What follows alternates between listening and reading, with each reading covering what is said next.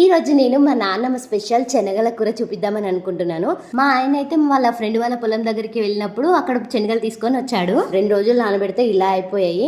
తర్వాత మామూలు కూరలు వండుకున్నట్టే వండుతున్నాను. 2 పావులు నూనె పోసి తర్వాత జీలకర్ర వేసాను. నాకు అంతగా కుదరలేదు అనిపించింది కానీ మా బాపమ్మ అయితే చాలా బాగా వండింది. ఫస్ట్ నేనైతే పచ్చిమిర్చి వేసుకున్నాను. అవి కొంచెం గోలిన తర్వాతకు ఆనియన్ అయితే వేసేసుకున్నాను. మా ఆయన అయితే శనగలతో కూర ఏందైనా మీద ప్రయోగాలు చేయకనేసి అన్నాడు. కానీ నేను ట్రై చేసినాక మా ఆయన తిన్నాడు, మా చిన్నోడు అయితే అసలే తిన్నాడు. వాడు 3 సార్లు వేసుకొని తిన్నాడు. అయితే కొత్తిమీర ఫస్ట్ మొదళ్ళు ఉంటాయి కదా, అవైతే వేసేసుకుంటాను. నేనైతే వేస్ట్ గా పడాను. తర్వాత అల్లం పసుపు వేసిన తర్వాత పచ్చివాసన పోయినాక అయితే శనగలు వేసేసుకున్నాను. నేను ప్రతి కూరలో ఫస్ట్ అయితే ఉప్పు వేసుకుంటాను, ఎందుకంటే ఆ శనగలకు ప్రతి దానికి పడుతుంది అనేసి కొంచెం అయితే ఉప్పు వేసుకుంటాను. బాగా అయితే వేసుకోను. తర్వాత శనగలు కొంచెం గోల్నాయి అనిపించిన తర్వాత టమాటా వేసి దానిలో 3 స్పూన్ల ఉప్పు వేసాను. కరానికూరం అయితే 3 స్పూన్లు.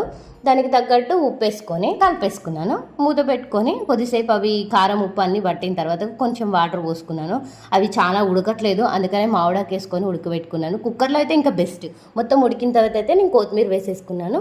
ఈ రోజు పొడుపు కథ అయితే కూర అయితే చాలా బాగా కుదిరింది, అందరికీ నచ్చింది. కానీ మా బాపమ్మ చేసినంత కాదులే. ఇంకా ఈ రోజు పొడుపు కథ తోకలేని పిట్ట 90 ఆమడలు వెళ్తుంది. ఏంటది? సబ్స్క్రైబ్ చేసుకోండి.